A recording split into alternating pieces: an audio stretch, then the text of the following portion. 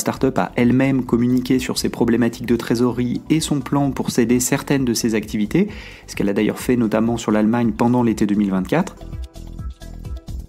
Bienvenue à toutes et à tous dans ce nouvel épisode de Tonalité InsurTech, la capsule. Avec ce format, l'idée est de partager avec vous de manière plus régulière mes réactions ou réflexions sur des sujets d'actualité ou des articles parus récemment. Le tout pour mieux appréhender l'innovation à l'œuvre dans l'assurance. Bonne écoute! Que nous apprennent les licornes sur l'état de l'InsurTech en Europe? C'est le sujet que je vous propose d'aborder aujourd'hui. Alors qu'Alan vient d'annoncer un méga tour de financement, 173 millions d'euros levés auprès du bancassureur belge Belfius, j'ai trouvé intéressant de faire une sorte d'état des lieux des licornes de l'InsurTech en Europe. Cela vient utilement compléter un article rédigé par Alexandre pour Efficience qui partageait des éléments sur ces startups il y a quelques jours. Je vous ajoute d'ailleurs le lien vers son article dans la description. Commençons déjà par rappeler ce qu'est une licorne. C'est une start-up valorisée plus de 1 milliard d'euros. En Europe, il en existe officiellement 8 et c'est déjà un point à bien garder en tête. Toutes ces startups sont devenues licornes lors de la phase d'euphorie de l'InsurTech en 2021. Notons au passage que ces licornes de l'InsurTech ont des positionnements différents. Pour simplifier un peu, voici les grosses tendances qui se dégagent de ces différents acteurs. Distinguons déjà les startups full stack, c'est-à-dire les assureurs de plein exercice. Alan, WeFox et Marshmallow ont un agrément d'assureur. Zego l'a également obtenu quelques années après son lancement, en l'occurrence en 2020. Ensuite, certaines licornes proposent de la technologie aux acteurs en place. Shift Technology sur la fraude, Tractable sur la gestion de sinistres auto. WeFox propose également depuis ses débuts des solutions à destination des courtiers, entre autres. Enfin, ManyPets est un courtier qui propose des produits d'assurance chien-chat. Quant à Clark, il propose des produits variés, de l'habitation à la santé.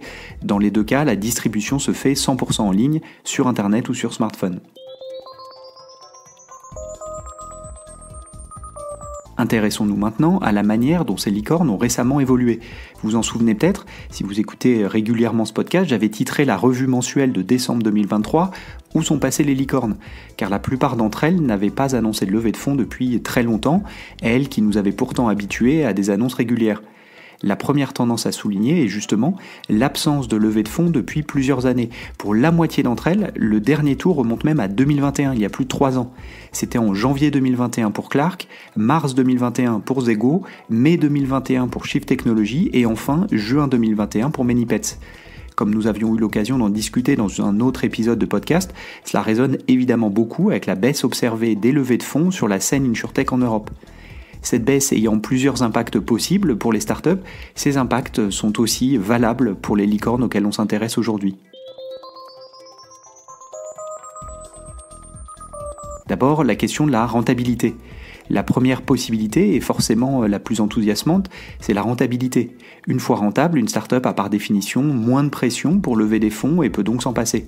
Soulignons qu'à date, seule Clark, startup allemande fondée en 2016, a annoncé avoir passé le seuil de rentabilité. Deuxième tendance, la réduction des effectifs. Une autre possibilité consiste à réduire la taille des équipes pour réduire les dépenses mensuelles et donc opérer sur une plus longue période avec les mêmes fonds disponibles. Et de ce point de vue, les données disponibles sur LinkedIn nous donnent un très bon aperçu des choses avec 4 licornes qui ont vu leurs équipes fondre. ManyPets a baissé ses effectifs de 6% sur un an. Chez Tractable, c'est une réduction de 16%. Et l'impact est encore plus grand chez Zego, avec 20% d'employés en moins, mais le plus gros impact se trouve du côté de WeFox, avec moins 28% sur un an. A noter que ces chiffres ont été relevés sur LinkedIn le 1er octobre 2024. Je dis ça pour celles et ceux qui écouteraient ce podcast dans quelques mois.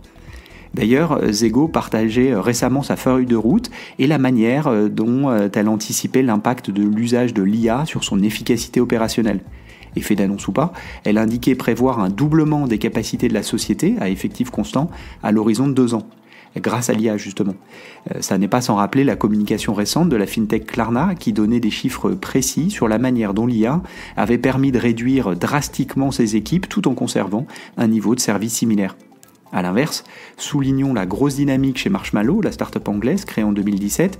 Son équipe a en effet grossi de 32% sur un an, et chez Alan, il y a 15% d'employés en plus par rapport à la même période l'année dernière. Si la baisse des investissements que j'évoquais plus haut est réelle, en nombre comme en volume d'ailleurs, certaines startups parviennent encore à lever des fonds. À l'image d'Alan, la startup française lancée en 2016 dont je parlais en introduction, c'est un tour franc et massif qu'elle a annoncé il y a quelques jours, 173 millions d'euros. Il est d'ailleurs du même ordre de grandeur que ses précédents tours annoncés en 2021 et 2022. En milieu d'année dernière, c'était Tractable qui a annoncé un tour de 63 millions de dollars, également en ligne avec son précédent tour en 2021, qui lui avait d'ailleurs permis d'atteindre le statut de licorne justement. Mais au-delà de ces tours en phase avec les annonces précédentes, Marshmallow a eu recours par exemple à de la dette pour 15 millions de pounds en mai 2023. La dette a été contractée auprès de Triple Point Private Credit. Enfin, notons que WeFox a eu recours à plusieurs reprises à des tours de financement réalisés auprès de ses investisseurs existants, des bridges donc. Le dernier en date, de 25 millions d'euros selon la presse, a eu lieu avant l'été et intervenait dans un contexte difficile d'ailleurs, la start-up ayant annoncé en même temps des changements stratégiques et révélé une incertitude sur le futur de ses activités. Rappelons-nous qu'en 2023, la start-up avait aussi communiqué sur des bridges d'environ 50 millions d'euros chacun, et ce, à 3 reprises dans l'année. Enfin, les changements de CEO.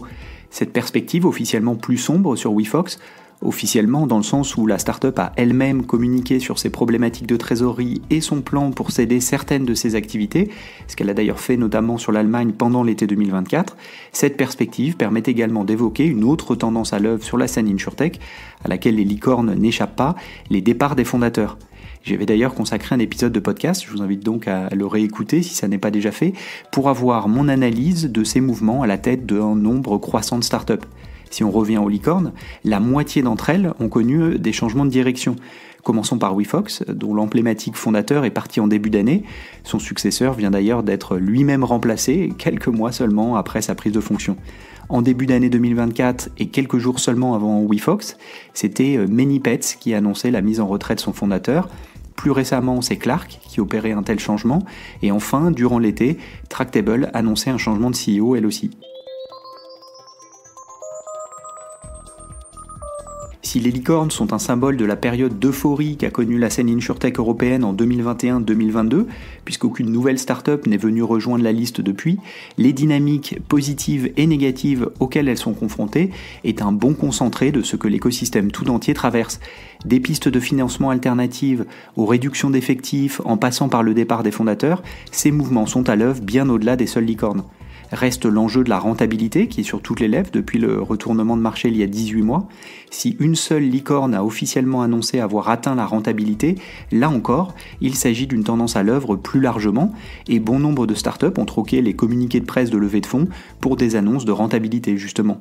À voir donc comment ces licornes vont parvenir à atteindre ce seuil qui reste clé pour un avenir soutenable, qui plus est quand les investisseurs sont entrés au capital à des prix si élevés, au-delà du milliard d'euros de valorisation. Par comparaison d'ailleurs, en France, je pense à 2 méga-transactions réalisées ces dernières années sur le marché de l'assurance. Le courtier grossiste April a été racheté en 2023 par le fonds KKR pour un montant de 2,3 milliards d'euros selon l'Argus de l'assurance. Il réalisait 590 millions d'euros de chiffre d'affaires sur l'année d'avant, en 2022.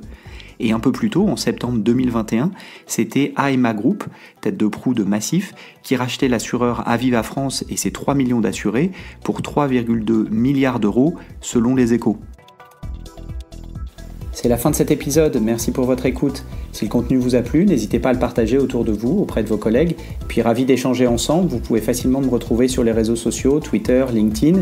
Et évidemment, je vous donne rendez-vous pour le prochain numéro de Tonalité InsurTech. À bientôt.